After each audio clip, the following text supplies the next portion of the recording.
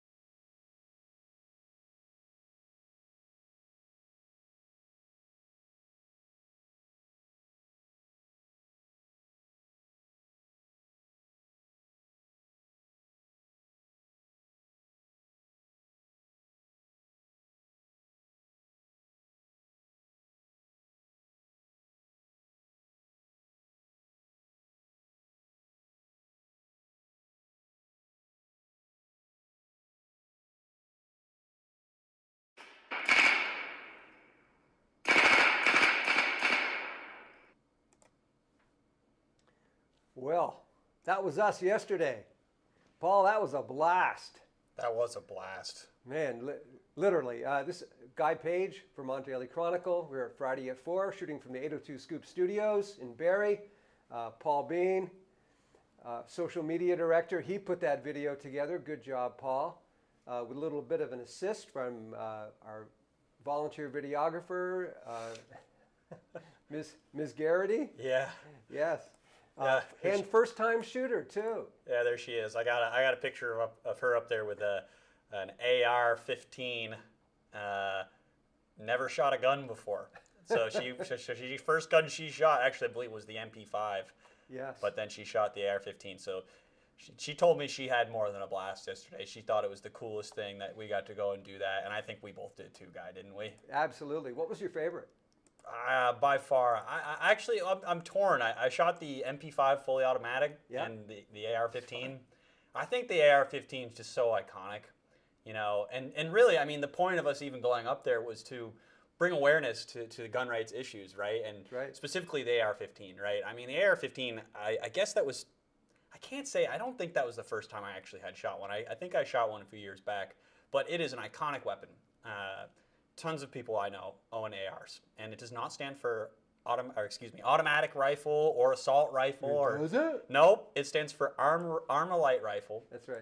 Which is the manufacturer, Armalite. A lot of people think it's automatic. It's not, or assault. Right. But recently a bill H3 81. 81, you have it written down, thank you, was introduced late last month, by some Vermont Democrats. Sure, some it's Vermont, Angela Arsenault and Williston. Sure. These are 3 Democrats. Barbara Rachelson, Burlington, and Mike Murwicki of Putney. Yeah. And basically, what the bill is designed to do is ban gas-operated firearms. And when I read that, I had very limited knowledge on guns. Right now I know. To me, that sounded like some sort of weird, esoteric, oh, no one has those. Yeah, no, and that's the point, right? But I did know that AR-15s were gas operated. You did? Okay. I did know I didn't know that. I knew that there's a cycling system, a round system, but I'm not going to pretend like I'm an expert on it. I'm not a gun guy, and I mean, you wouldn't consider yourself one to be either. We're not really gun guys, but we are First Amendment guys. Big difference, yeah? Big difference. So. And we're becoming gun guys. I think we are becoming as gun guys. that video shows. And your hat on your head too. Yeah. Oh, what? Oh, yeah. Yes. So cool. Thank you very much, Peros, for letting us come down and shoot. What a blast that was. And by the way, our other sponsors, Peros, of course, one of our sponsors. Procter Gas, you got any hats? You got any swag? Randmark Corp, got any like construction shirts and hoodies, that kind of thing? Dan Cunningham over there in One Day in July, got any kind of hats from the company picnic, you know? We'll buy them. We'll buy them. We'll wear them. We just want to look cool. We just want to look cool, and so we can show off like, hey, we got sponsors. Yeah. So that's right. And who knows who else is coming? Well, but to that point, I put a little story together about it today, promoting today's show. I had a critic of mine who I've had a friendly back and forth with over the past couple of years kind of say, hey, Paul, you don't even know what you're talking about. They're not trying to ban these weapons. And surely they are. And yes, so we got an education from Peros, and we went and shot some ourselves. And I think it was just a perfect opportunity for both us and Peros to say, hey, this is who we are. This is what we stand for. And I said, we ought to capitalize on that. So we did. And Paul, you're the only one of us 3 who shot the AK-47. Yeah. Wow, was that sucker loud. I think there's a reason why terrorists are always yelling and screaming. It's not because they're excited. It's because they're deaf. They're so used to shooting these really, really loud guns without any ear protection. I had the ear suppressors on, sound suppressors on, and my right eardrum from your shooting the AK is still kind of smarting a bit. Well, there's the photo there of guy with the AR-15 getting ready to shoot, and there I am with the AK-47. I posted that AK-47 guy last night, and I posted it on my Facebook page, and I said, going back to my Lebanese roots, if you go look up at photos of Hezbollah, so that's their firearm right there, is the AK-47. Oh, I suppose that's true. That's one of the most, it is actually, I would say it's probably the most common firearm other than, I think it's the most common firearm. Other than maybe some handguns, but like it's Russian made. I had somebody call it a commie weapon on my page. Well. Yeah, but it was really cool to shoot that. But there's like I said, that bill that they're trying to ban gas-operated firearms, probably not going anywhere. It's definitely Certainly not going not anywhere this year. It didn't pass crossover, which every bill has to if it's not a money bill. However, they could take testimony on it this year, and they could vote it out next year. So never figure, oh, this isn't going to go anywhere, because that's often when the people, they sort of try to sneak it in there. So, Guy, you had quite the day yesterday. I think we should brief people a little bit. What do you think? So first we start the day shooting guns, which was so much fun, just like freedom, like all in Second Amendment, exercising our rights. So it's 9:30. We're standing on the floor of the gun range at Peros, and we're looking at each other and realizing that one of us is going to have to leave the floor, leave this really cool place, go back to the State House, and cover the House Healthcare Committee taking testimony from transgender children because of what happened last Wednesday. Would there be any sort of repercussions from that? Well, I short straw, right? The boss draws the short straw. Oh, really? Yeah. Well, in this case, he did. So I went back, and I showed up, and of course the backstory here is a week ago, transgender activists completely shut down a public meeting that the detransitioner folks were trying to put on, and said, hey, it's our free speech too, to basically have a heckler's veto, it's called. And sadly, the Sergeant at Arms, and the House Majority leadership backed up that claim. They upheld the heckler's veto, as it were. So I went, and first thing, I show up, and I get up my phone, and the committee chair says, please pause the live stream. And she says, we have agreed, because there are children in the room, that there will be no photographs taken except those of which they have specifically given permission. Now, first thing I'm thinking of is, oh, wait a minute, this is a government meeting, and if you're speaking on the record at a government meeting, then my experience is your live game. However, I said, you know what, these are children, and I wasn't going to cause a stink about it. So I left, took a few pictures of the chair and the other folks, and I left, and went out and had a really nice conversation with one of the dads of one of the children there. And just, boy, if every conversation on this subject could be like that. And then one of the members comes out, I don't know if they took a break or whatever, but comes out and just starts lighting into me and saying, you're contributing to the rape of children. I went, what? It was Mari Cordes from the Mad River Valley, from I think it's Lincoln. Lincoln, yeah. It is Lincoln. And she just keeps going on this theme, and I'm like, what are you talking about? And twice she used the term child rape, child rapist, and looking at me, and really all afternoon after this whole thing happened, I'm thinking, has someone lied to her about me? And yeah. She thinks I'm a child rapist or something? What's this all about? So I went back and I did what I think any decent columnist and journalist does, which is, if it's news, you write it up.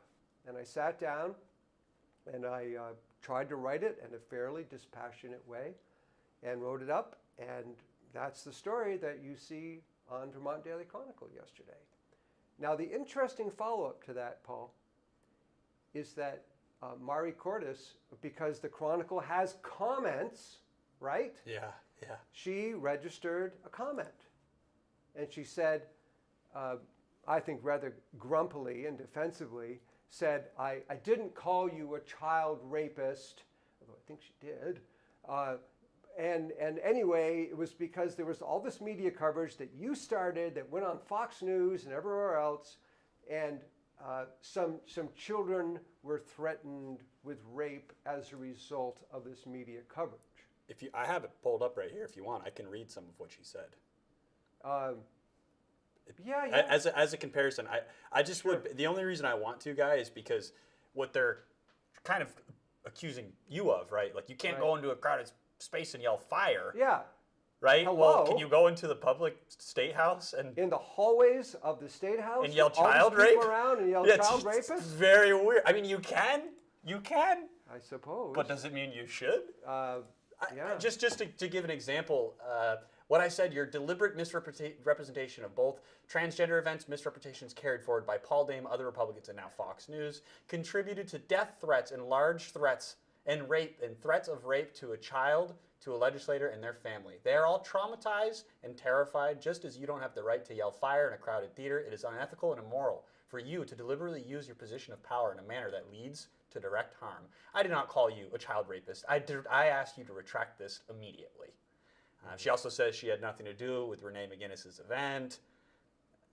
That's debatable. That is debatable. And the other thing, as she was stomping away from this conversation, and yes, it did get heated. I got heated too.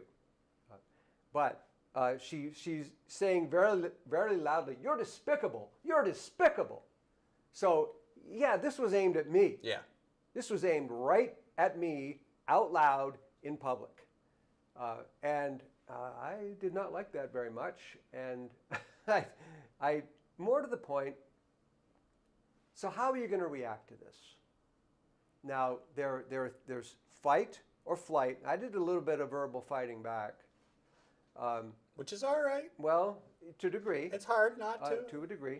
And then there's flight, which is basically duck your head and say, oh, well, I don't want, I'm out of here. I'm not ever going to talk about this again. Please don't talk to me.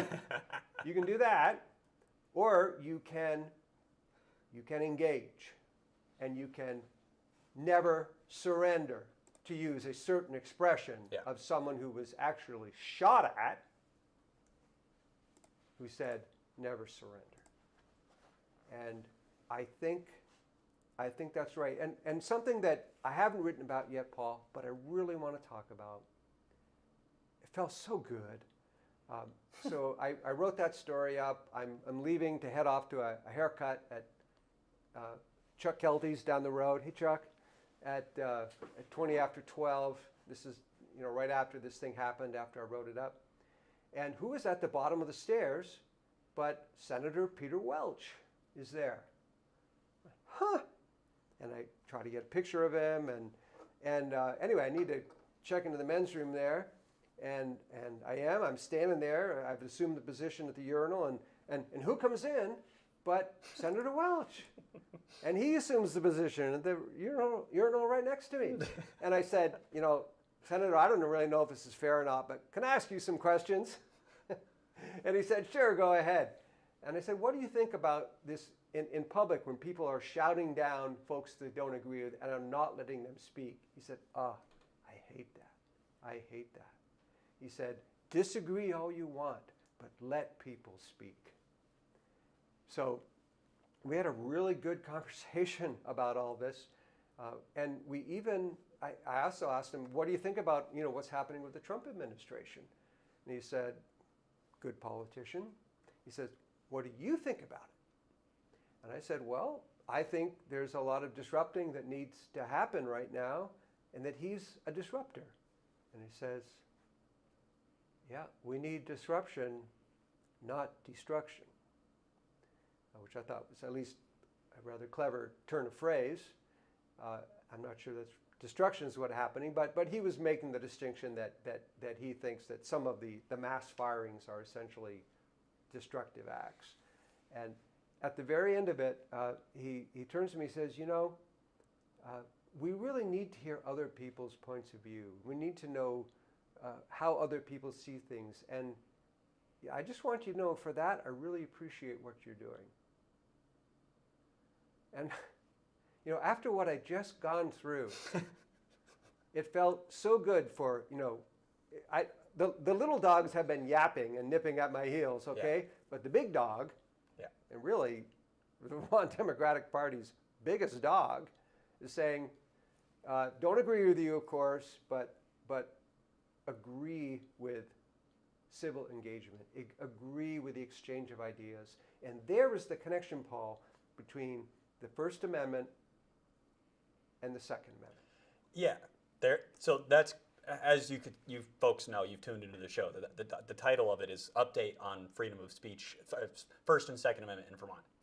I was saying to you before the show, Guy, I think in many ways we're in a pretty incredible position right now for the First and Second Amendment in Vermont. And I know a lot of people will disagree with me on that, especially based on some of your experiences and some of the stuff that we've talked about. But I think the simple fact that we're even having these conversations like that, like you had with Peter Welch, goes to show you that Peter Welch himself, like you say, one of the biggest dogs arguably in the Democratic Party in the country. I mean, arguably, I would say, between Fetterman and him right now for senators, my opinion. Anyway, here he is telling you, like, hey, I don't agree with you, but we're having the conversation, and that's what matters, right? We're not taking out our issues into a battlefield and fighting in a violent way. We're taking each other into a courtroom or a state house or a committee room and duking it out nonviolently there. Right. That's why the First Amendment exists. That's what this is all about, And I think the timing of everything that we're doing, right? Like, I didn't necessarily plan this situation with Peros to pair up with your day yesterday. There's no way I could have. But when you suppress free speech, right? And I know that you're being accused of suppressing free speech. We're being accused of it. The Chronicle, Paul Dame, Republicans. Don't know how. Doesn't make any sense whatsoever. It's textbook projection. Yes. If you were to look up the phrase projection, what it means, they are accusing us, you, Fox News, Donald Trump, whomever else, of suppressing free speech. And there's arguments about all, but we're talking specifically about the state of Vermont here. And if you're, that Second Amendment issue is why gun guys take that issue so important is because they know, some of them feel like, especially, that's all they have, right? You're not going to listen to me. It's not about the trans issue. I don't know how many comments people write out there about, oh, why is Guy Page, why does the Chronicle care so much about people's genitalia? That trope is so old. Yeah. Nobody cares about that anymore. It has nothing to do with that. It has everything to do with the First Amendment right and the suppression of free speech. If you actually were to listen to us and the things that we're saying, which is, I know, right, crazy idea, radical, we're saying, hey, here's some detransitioners that exist. We believe that. Expressing their bodily autonomy. Expressing their bodily autonomy, which, by the way, is a private medical decision. Yes. Just like transitioning is, over the age of 18, in my opinion, you should be allowed to do it. Right. We live in a free country. I believe in the United States Constitution. I believe in freedom. Until you have been canceled, your speech has been canceled. Mine has 3 times now in my life, over Vermont Yankee, where people used to just play loud noisemakers, and when you were trying to testify, the Defund the Police rally, where the same thing happened, and a lot of the same people were doing it, and the whole big tech censorship of COVID, the government / big tech, where my Facebook, along with everyone else's, was taken down because of that. So when you're muzzled and you're shut up, you're thinking, what are my options here? Yeah. And for some people, it's not an option for me, but for some people, it's, at some point, the dictatorship is going to be oppressive. They're going to do what dictatorships do, which is take away guns, or we are going to fight back. And the First Amendment means we never need to get to that place. That's the point. And so that's sort of the intersection of First and Second. And like I was saying in the video too, I don't want to have to rely on big government. Oh, with this whole last 4 or 5 years, we went through 2 big things, among others: food insecurity. Remember that? The stores, the shelves were empty, the costs were going up. And we went through, some people wanted to get rid of the police, to defund the police. So, those are 2 good points, Guy. So guns, the appropriate use of firearms for taking care of my own food needs and defending myself. So there's really good reasons for being pro 2A.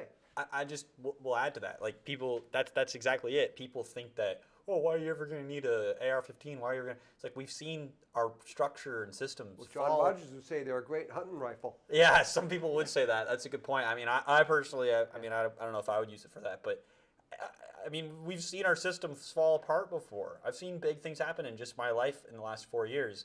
And to that point, right, like, even still, like, these things are very much connected. You got shut down on Facebook, right, during 2020. Yeah. I know that before 2020 you were using Twitter and Facebook, but you're basically just like, after that, like, and then I come on and we started doing it more. But the point is, like, those, once again, you're being intersected right there, those issues, right, where when you start to break down the civil discourse, the back and forth, you silence voices, you don't let the truth out of certain spaces, you don't let certain people speak, then like things like breakdown will start to happen. We cannot have that. Right. And I'm actually really encouraged to hear Peter Welch backing you up a little bit there. And I know he probably isn't backing you up, but freedom of speach, he's backing the up. concept. The concept. You and I are on the same page exactly. with the concept. Yeah. And that's a high level ability to look at it, Yeah. I think now's probably some good time to mention one of our sponsors, Procter Gas. Yes. Procter Gas. Are you a homeowner wishing to convert your home to propane gas so you can enjoy energy efficiency living? and off-grid living. Alternatively, you may be a contractor seeking propane tank and line installation services for your clients. Either way, our propane company is here to help. Procter Gas provides comprehensive services and a variety of products from leading brands in Rutland and beyond. Procter Gas, Judy Taranovich, just want to shout her out as always. She's a tough little cookie. I want the hat, Judy. Guy If you got one, I want the hat. All right. Hey, and do we have, we haven't told people how to comment. Do we have any? We got them going already. It sounds like they've started to figure it out on this guy. By all means. Let's see here. So, Taryn says this policy is unconstitutional. Wait, who is this? Taryn, just Taryn. Karen. On YouTube writes, Karen. This policy is unconstitutional. Yes, it is. That's exactly what my brother told me. So speaking in reference to H381, which is the ban of gas-operated firearms. You know, I mentioned that to my brother on the phone. He's an Air Force member. He's part of the Air Force right now. And I told him we did all this. And I said, yeah, where they're trying to ban gas-operated firearms. He's like, dude, that's like every firearm. I was like, oh, really? And he's like, it's pretty much every gun. I mean, even handguns are gas-operated. Yeah. And I also got to tell him, yeah, I got to shoot the fully auto MP5. And he's like, you did? I've never even shot a fully auto. That's pretty cool, man. It was. It was pretty cool. Yeah. And you didn't ask, but that was my favorite. That was your favorite? Yeah, I'm sorry, I didn't was. It was noise suppressed, and it was just so light and just fits so well in the shoulder. And it's like, oh, this is really cool. Yeah. Puffin writes, you were nice to that rep. I would sue her for slander.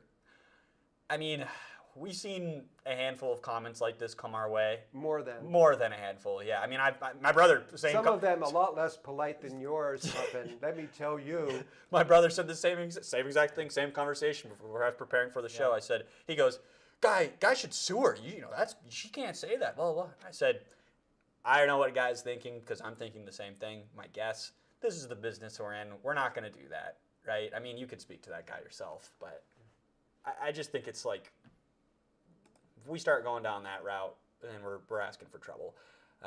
Taryn writes, you guys need a First Amendment lawyer. We know some lawyers. We know some people, believe it or not, and we've heard things. Well, what a lot of folks don't know about me is that, let's see, my two oldest brothers are lawyers. My father and my aunt were lawyers. My grandfather was a lawyer. And my great-grandfather was a lawyer. Basically, every member of the Page family going back to about 1850, except for me and my next oldest brother, all lawyers. Is that your great-great-grandfather? Is that the same one? No, my Civil War vet? No, that was another great-grandfather who was the governor and Vermont's first sleeveless Vermonter in the Civil War. Yeah, okay. Urban Woodbury. That's maybe the connection. Another comment from Taryn is, reporting news cannot be compared to yelling fire. Such an accusation is anti-First Amendment. Yeah, I really thought that the analogy I used in my response to Mari was what we're doing is there are louts in the theater who are talking and talking and talking so that we can't actually hear the movie, and all we're doing is asking them to pipe down so we can hear the movie. Yeah, you know, that's all we were doing. There are all these louts jumping around and singing and everything in the middle of the theater. So would the police sit down and let us watch the movie?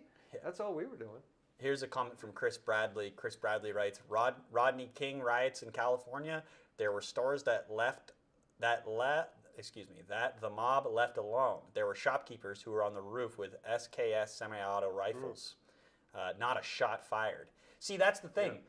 It's right. Peace through strength. Yep. It's not necessarily about peace through violence or aggression. Right. It's about protection and the right to protection. Yep. People aren't going to mess with you if they think that you got a bigger gun than they do. Yeah. I mean, that's pretty much the... Yeah. It's a great comment, Chris, by the way. Media Waffles writes, hopefully the magazine caps... Who writes? Media Waffles. Okay. I don't know. Just love the name. Hilarious. Yes, that's good. It must be a name. Hopefully the magazine caps and red flag laws get repealed at some point in time. Hey, Guy, wouldn't that be a beautiful way for Phil Scott to go out, win back Republican majority in the Senate, and repeal that nasty bill that Oh, everybody my just gosh. lost their mind over? Yeah, That's yeah. just a thought. Phil Scott, if you're out there listening, we're all rooting for that. That's right. Who, by the way, he dished more about his own personal, at the press conference 2 weeks ago, he said, I've got a gun safe full of shotguns. I can't get out, and I don't get out and shoot much anymore. Because someone asked him, are you a hunter? And he said, but yeah, I've got a lot of guns. So I actually didn't know that. He has quite a few firearms in his home. So one more comment, and we'll move on to our next subject. I just want to thank everybody for writing in. We really do appreciate when people participate in the conversation because, we believe so much in the First Amendment, and we want, obviously, we are trying to build our platform. We're trying to elevate our voices, but to be able to do that for you all too is really what motivates us. Right. It motivates totally me. Full-heartedly. Tom Koch writes, Tom, hello, thanks for watching. The parliamentarian of the Vermont State House. Yes, that's right. Thank you for tuning in. Yeah. He writes, what baffles me is the inability of some people to distinguish between the issue under discussion and the First Amendment right to speak about the issue, whether pro or con. Mm-hmm. And I think that, Guy, take it, yeah. Absolutely right, Tom. The connection I see is extreme leftist politics, socialism, and the victim mentality that socialists live under, which is our class is oppressed.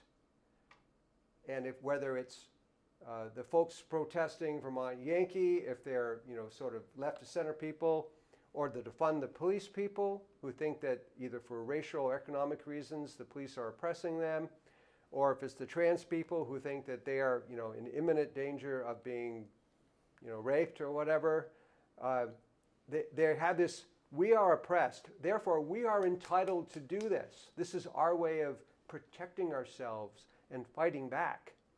And certainly, everyone deserves security in their persons. The Constitution provides it, but the Constitution also says that there is the freedom to assemble peaceably, the freedom to speak, and they will all work together. And if you take away one, the others are threatened. Yeah, that's right.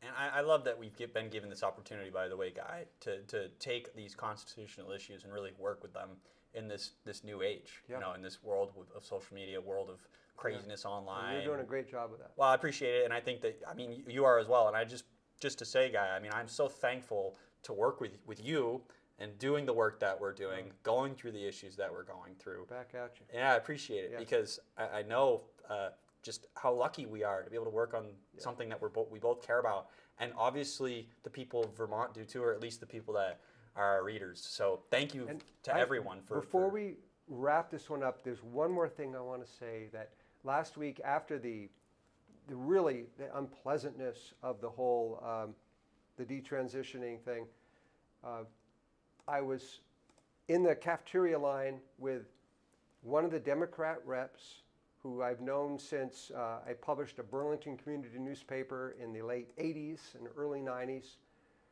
And I said, sometimes this can feel like a really lonely place.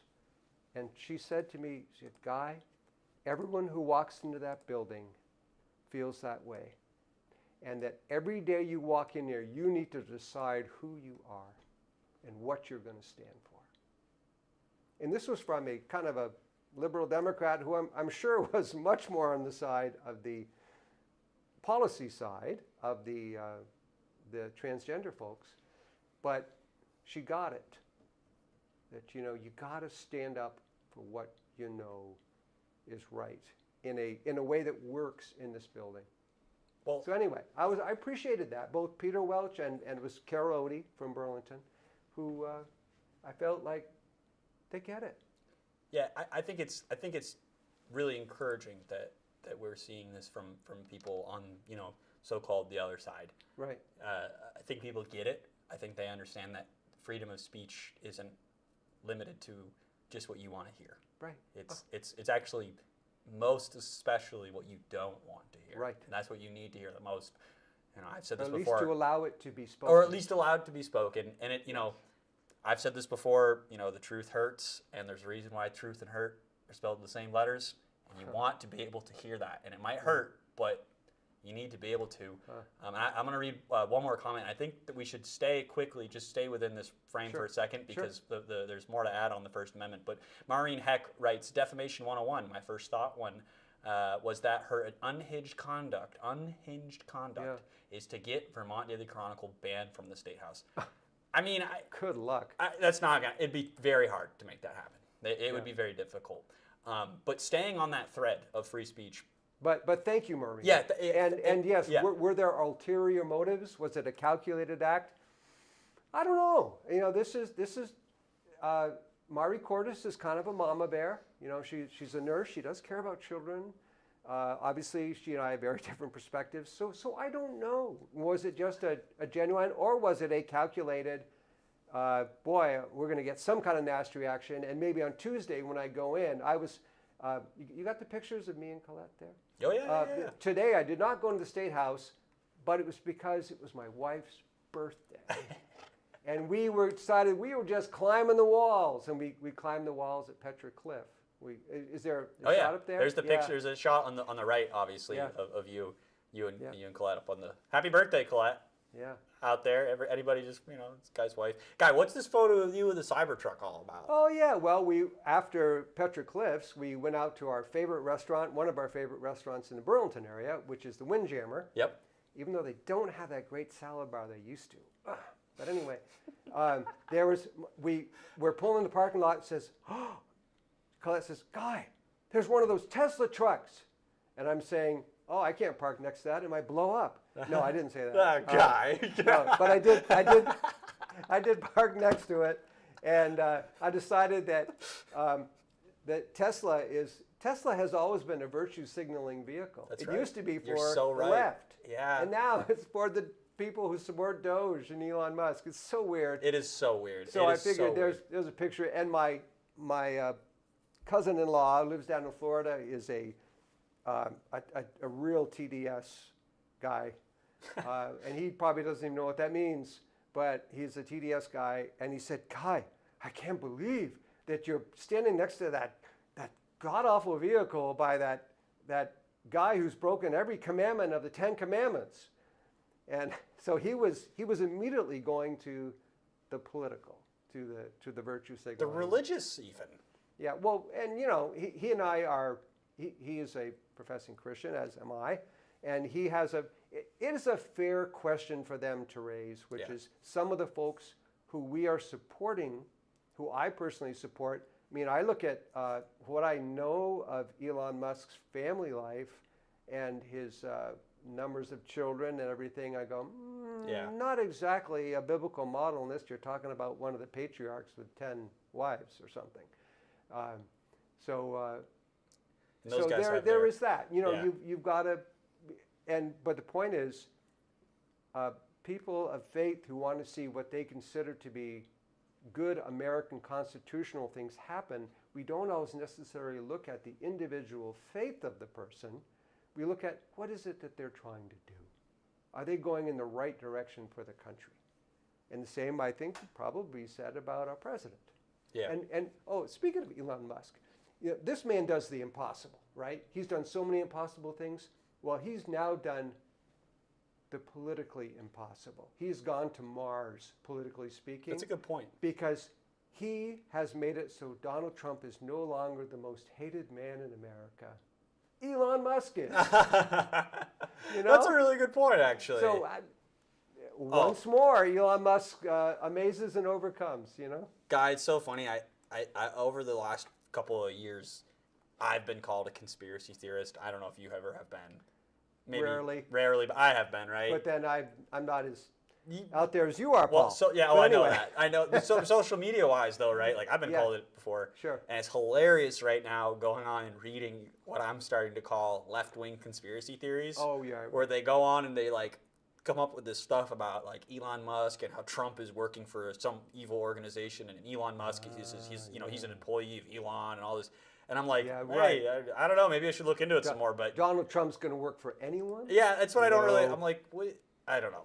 Yeah. It just makes me laugh that people they go down these routes. Yeah. I guess it doesn't really make sense. But Right. So we have any more comments before we cut to our next commercial? Yes, actually, I got Good. one comment says a Tesla was damaged at Sugarbush. Won't read about it in local news. They will bury this story. EJ wrote that in. EJ, send it our way. You got any information on it? Whoa. We'd love to hear about it. I don't know anything about it. Please. Yeah, send it our way. Wow. And staying just real quick on that note of Tesla, the Trump administration, and Colette's birthday. When JD Vance came to Vermont a couple weeks ago, I was so excited when I found out about it, and I was trying to tell you a guy that JD Vance is coming to Vermont. He's coming to ski at Sugarbush. So I couldn't get a hold of you, so I called your wife. Right. She picked up the phone, and she goes, and I told her that, and she was honestly, I mean, I'm not going to say she didn't care, but she was kind of like, well, okay, cool, whatever. But something even more important, Dan Bongino was appointed to deputy director of the FBI. And I was like, I kind of knew who it was, but I didn't really know anything. See, you're so young, you don't know who Dan Bongino is. I don't really know anything about him. That's so funny. I was like, who's that? I knew who he was, but I knew he had a podcast, but I didn't know much about him. Right. But so I was like, oh, okay. But so this was funny. It was like yesterday, I was posting all the videos and clips. So Second Amendment, we believe in the Second Amendment. And then I look at the post the White House made on their Twitter page, and they write, a well-regulated militia being necessary to the security of a free state, the right of the people to keep and bear arms shall not be infringed.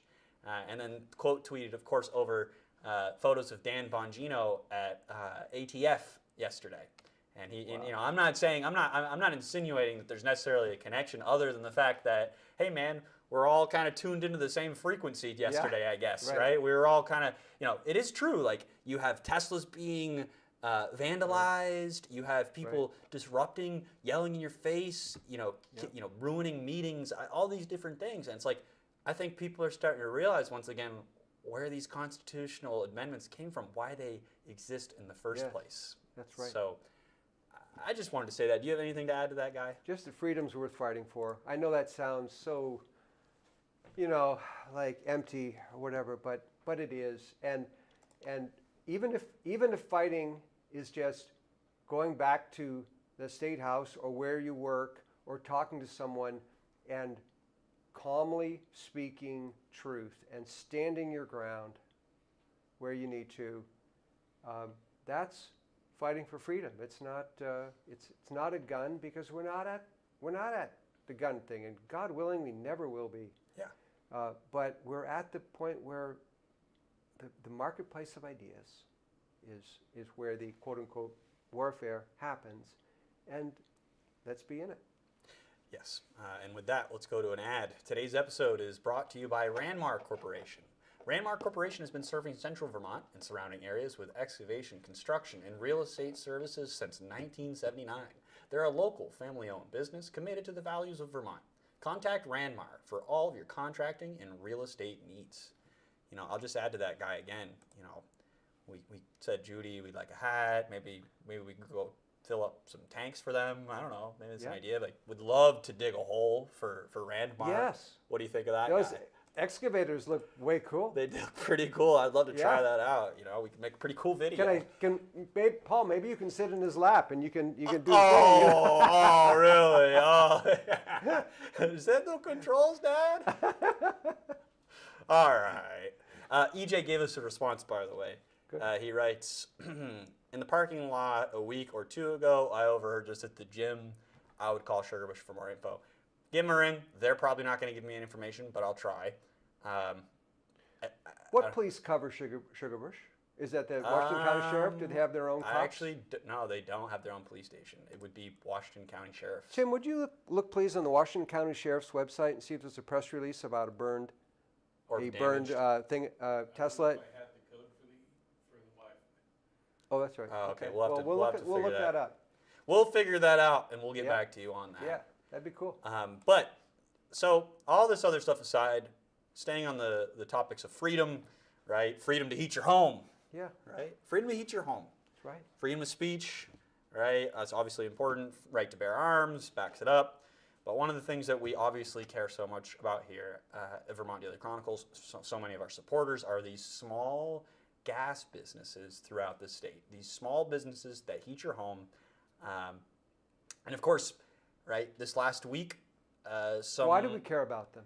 Why do we care about what's that? Why do we care about these small businesses? Well, because of the clean heat standard and what they're trying to do. So I'm getting to that. So Okay. this last week, of course, we have a hearing in the Senate, Senate Finance, where they're talking about this S65, which is they're calling it a soft repeal of the clean heat standard, which is arguably true.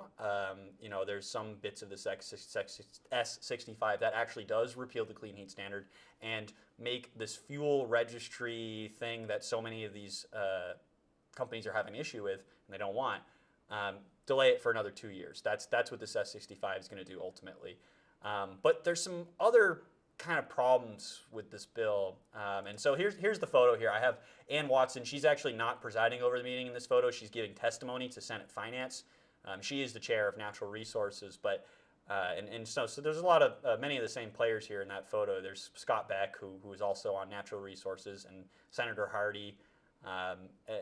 They're all in talking about this bill, and basically, Guy and I've been trying to wrap my head around what happened, but they've taken this bill, they've taken a clean heat standard, they've tacked it to another bill called S65, which is kind of like a reworking of Efficiency Vermont and how money can be spent within Efficiency Vermont, and gearing it more, instead of weatherization and those kinds of projects, but more taking that money and gearing it more towards carbon reduction goals. So in other words, if we can't have the clean heat standard, we're going to use this tool to reduce our carbon stuff, and we're going to make all of our electricity stuff go towards carbon reduction. Exactly. So that's basically what they're trying to do. So in this meeting, and I want to show this. No matter how much it costs. No matter how much it costs. Yes. Sort of. Well, sort of. But that's not without warning, right? And that's what I'm trying to get at here is in this meeting, Ann Watson, she's giving testimony, she's the main sponsor of this Chair bill. of Senate Natural Resources, Washington County Democrat. She introduced the bill. She's supportive of it. Then they have in the same meeting here, which was very long, it was about 4 hours, 5 hours of testimony, it seemed like. I watched a lot of it right there in person, and I was just like, okay, I need to go. This is so. And basically, everybody's saying the same thing. You have all the utilities in the state, even Vermont Gas, saying, we don't think that this is a good idea. We have concerns about how this will affect the ratepayer. Because if you don't know this already, how Efficiency Vermont gets their funding, most of their funding anyway, is through your electric rate. So there's a small percentage that goes, it's called an EEU charge, which I think is electric efficiency utility charge percentage on everybody's rates. And that money can only be spent a certain way. What S65 is trying to do is take it and rework it. We're taking your money, and now we want to use it for something else. Thank you. Yeah, and so what's happened is you have the Public Utilities Commissioner last week, days before all this, before they even tacked on S65 to the Clean Heat Standard repeal, which was S68, anyone's wondering, Terry Williams introduced that. He's saying, why are we doing, this is going to double down on the same project. Why are we doing that? I foresee this causing the rates to go up. It doesn't really make any sense. And there's also some other stuff in S65 that has to do with electric battery storage, which the utilities are already working on. So all the utilities are saying, hey, there's so many reasons why we don't want this.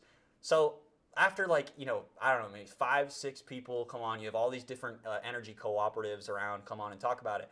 Then you have Efficiency Vermont's representative come on and basically just, I don't know how he did it, but I guess he convinced everybody that this bill ought to be passed because surely enough, I believe it was late yesterday evening or towards the end of the afternoon, they had some discussion. This is following Wednesday's hearing.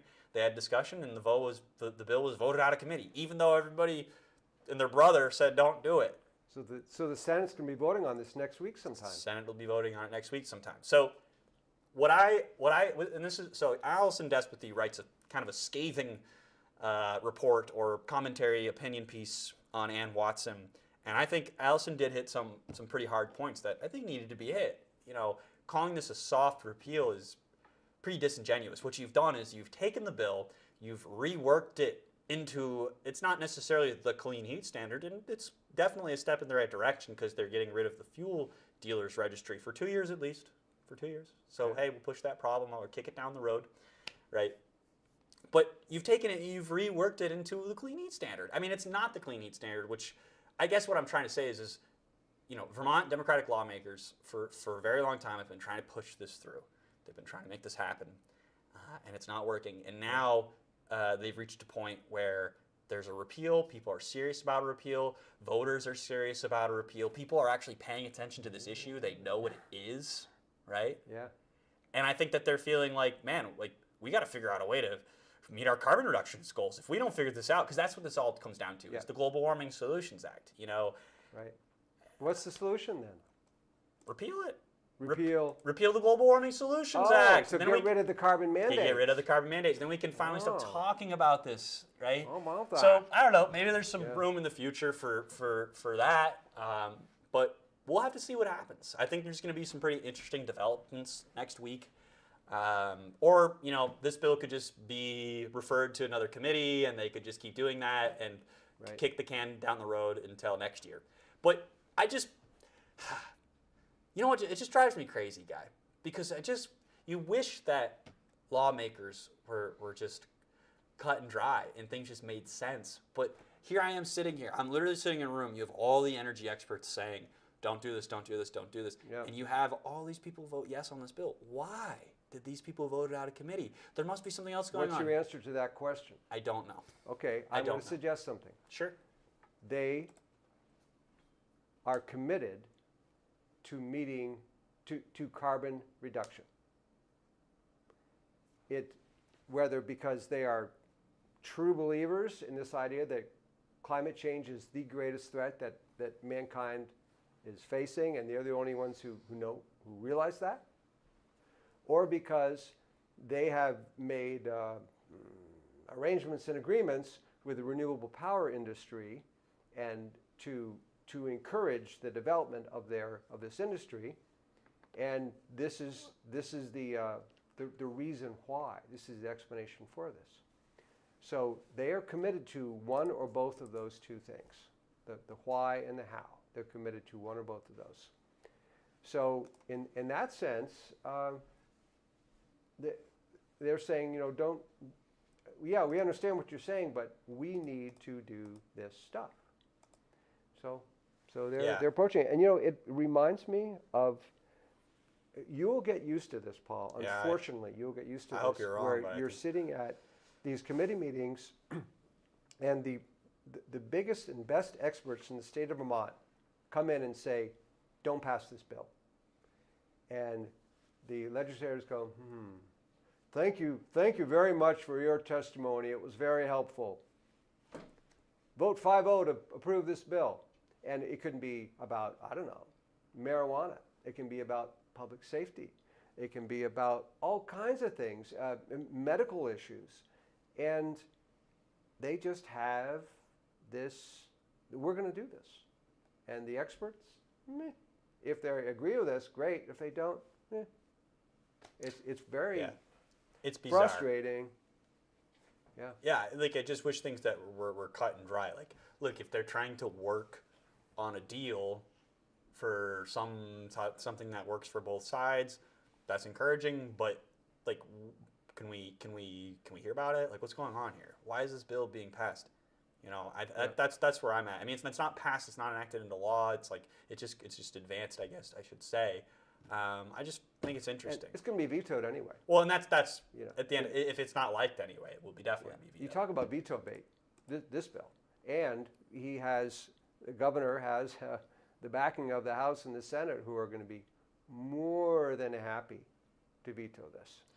So, I know there's one thing that we should talk about, Guy, and we didn't talk about it yet, and it does connect back to what we were talking about with First Amendment rights here in Vermont. I want to talk about just quickly, if I can find it here. Where the heck did it go? I have an image. Here it is. So just talking about free speech, right? Mm-hmm.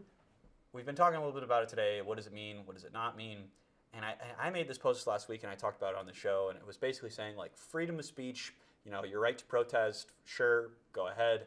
I think protests are kind of silly. And I'm not saying you shouldn't protest, have protest. But I'm more of a believer in kind of like press conferences, hearings, trying to, like, an actual dialogue, right? Peaceful legal assembly. Peaceful legal assembly. As opposed to Illegal assembly. Oh. Boom!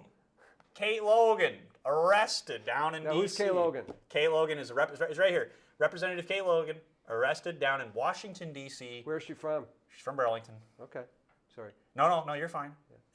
Should it be added for protesting down in Washington, D.C. last week.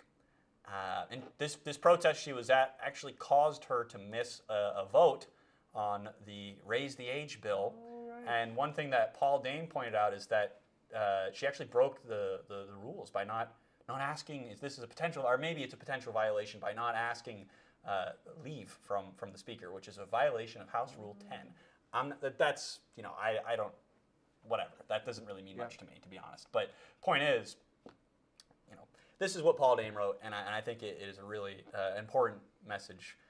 This is the second, I'm just going to show everyone this so you can see. This is the second elected Democrat to get arrested in the past 13 months, and is the third elected Democrat in the past week to get caught up in a disruptive protest. This incident further demonstrates that Vermont Democrats are becoming both a lawless party and have a caucus where many members are activists first and foremost and legislators second. When Representative Kate Logan became a state representative, the people of Burlington asked her to leave, asked her to serve their needs in the Vermont State House, and expected her to serve them honorably. Her arrest and involvement over an illegal protest occupying parts of the U.S. Capitol are a disappointment to many. Occupying parts of the U.S. Capitol? Were they in session? I'm curious. Guy, oh my goodness, is that an insurrection? Well, don't say that word. I'm sort of curious. I know. Did this at all interrupt with the workings of government? Did Mike Johnson have to send everyone scurrying back to their safe rooms? You know what? I'm probably not. But yeah, that is rather odd that, I mean, almost like a double standard, Paul. It is a little bit of a double standard, and let's see, it said she was there. She was hoping her civil disobedience would draw attention to cuts, which could have a massive impact on low-income Vermonters. Drawing attention to what's happening in D.C. is maybe the least we can do right now. It would be just as devastating to have, for us as a state, for there to be any, even any cuts to Medicaid. We want more Medicaid funding, not less. And in that sense, I almost agree with her, is that I think most of her constituents would probably are not huge fans of Doge from the district that she's in Burlington, and they see Doge and the executive branch as the problem right now, and the legislature and the Congress if they go along with this. So there's breaking the law. That's, if you can't do the time, don't do the crime, right? So I imagine she'll get a fine, or if she hasn't already. But I think a lot of her constituents probably are kind of okay with her at least protesting. Is okay even the right word? Maybe they're glad. Some of them probably are. I'll give her that. If that's what her people would want.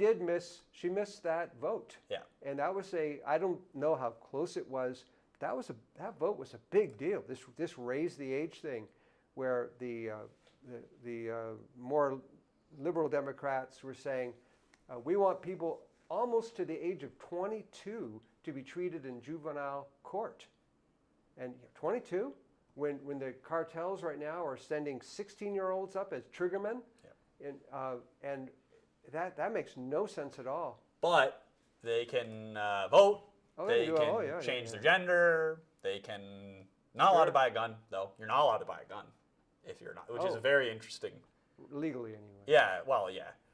And I'll just add this so that people have the context. In Vermont, this is from WCAX, a Vermont lawmaker was arrested on Capitol Hill last week while demonstrating against cuts by the Trump administration. Representative Kate Logan says she was attending a march and rally last Wednesday against Medicaid cuts. My goodness, she was down in D.C. for that Disruptor Day. Was Mary Cordes there as well? I don't know. Anyway, sorry. She did say she was. She said she was Mari gone. said she was out of town. Yeah, so where were they? Kind of makes you wonder. Well, I don't know. I don't know. Anyway, She says it was last week Wednesday. It ended with a sit-in at the Russell Senate office building after giving a warning. Capitol Police arrested those who didn't leave. That's different. So, it was at the office building. She, you know, Across the street. I don't. Yeah. That to me, fine. I just think the point is, hey, look, there's a way to protest. There's a way to not. Hey, maybe that's what your people would want. My people that I know, they make fun of me if I protest. So I try to get my message out a different way. Right. Yeah. Some of us have done both. That's right. I've done both. Yeah. I found that it's been more effective to do things like we're doing right now. Yes, I would agree with that. Than just yell on the side of a street on a random Saturday. Right. But hey, by all means, especially if the issue is important. I should probably read our last ad before we. And if there's any comments, yes. Definitely. Today's episode is also brought to you by One Day in July. One Day in July Investment Management. As financial advisors, One Day in July provides personalized investment management and financial advice to individuals, families, and institutions. They work with clients to understand their financial goals and build investment solutions. They are fiduciaries on all accounts for all clients. And you know, Guy, I'm not really sure what we could do with One Day in July to like make an interactive video. Do we like go trade for a day with Dan or something? Like, I don't know how we do that. But I would do that if there was a way to do it. They have a really cool office. Do they? They have a, yeah. I interviewed Dan a few months ago, and it's a pretty cool place. Hey, Dan, if you're out there listening, you know. And if you're out there listening, Dan, I want the hat. Yeah. If you got a hat, I want it, okay, brother? So just to finish up the show, guys, again, thank you so much to everybody who wrote in. And we are going to read in the comments here just to finish it. Let's see here. Chris Bradley writes, it was Maxine Grad who insisted that small U.S. flags could not be waved in the U.S. House chamber. There's a thank you, Chris, for the correction. That's Pat Finney responding to Chris. I actually don't know what they're talking about. To be honest. Yeah, there was a hearing, a 2A hearing, and some of the supporters of the 2A wanted to wave little flags, and she said, nope, no flags. Those are banners. You can't. That's against our House rules. So the American flag was kicked out of a 2A public hearing. Okay, and then I have another comment here from Steve Nicholas. He writes, Nichols maybe, I'm sorry. He writes, I was in Montpelier, totally disgusted. Learned a lot as a Vermont taxpayer. Trying to escape disaster with their ridiculous, sneaky, democratic, sorry, I didn't, Big D. Democratic bullying, so visible. Now, Steve came up with Joe Gervais up to the State House. Yes, and, yes. And mostly for the Clean Heat rally, but I think he stuck around and got an eyeful That's with the right. rest of it. He definitely did. I believe he was downstairs. That's right. And he's right. He also says this article is so true. Must be talking about Paul Dame's article. Oh. But yeah, no, I mean, again, what another interesting week here in Vermont, Guy. Yeah, always. It seems like, you know, we get to the end every week and we're both just shaking our heads like, man, like, I can't believe sometimes some of the things that have happened. And, you know, we owe it a lot to you guys out there that are contributing, you know, financially. If you're not already a financial contributor to the Vermont Daily Chronicle, please consider it. That's how we make all this happen. That's how I afford to live my life here in Vermont. You know, we're so thankful for those of you that are out here contributing. You know, that's how we have all this great tech. That's how we've been able to expand, you know, some of our coverage, and we have some really exciting stuff in the future. We want to grow. We want to grow bigger. We want to do more. So, Guy, do you just want to add something to that? I just want to add one little teaser. This week, I hired someone to edit the Burlington Daily News, our Burlington community newspaper of the Vermont Daily Chronicle. And he will be taking over the daily publication and news writing for the Burlington Daily News. So we will be growing our Burlington coverage. And what that means to you is go to the BDN website and subscribe. And also, I got to pay the guy. So please consider helping out. What you just said, Paul, absolutely. You can go right underneath the masthead. It says, contribute to Vermont Daily Chronicle. Takes about 10 seconds, and we will be very appreciative. And I guess that's it, Paul.